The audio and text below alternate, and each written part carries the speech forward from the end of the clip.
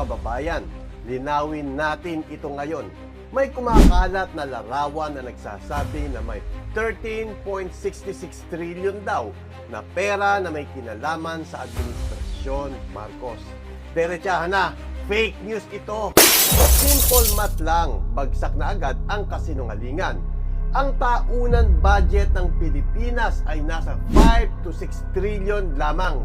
Ibig sabihin, para maging totoo ang 13.66 trillion, parang mahigit 2,000 taon na budget ang biglaan lumitaw. Tanong, saan galing? Kailan nangyari? Bakit walang opisyal na dokumento? Wala. At mapapansin ninyo, ang gumagawa at nagpapakalat nito ay mga DDS pages at accounts. Pare-pareho ang format, pare-pareho ang script, pare-pareho ang linya. Ito ang classic DDS propaganda.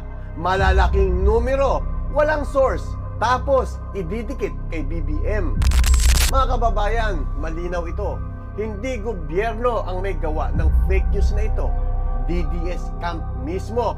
Kapag walang ebidensya, imbento ang ginagamit.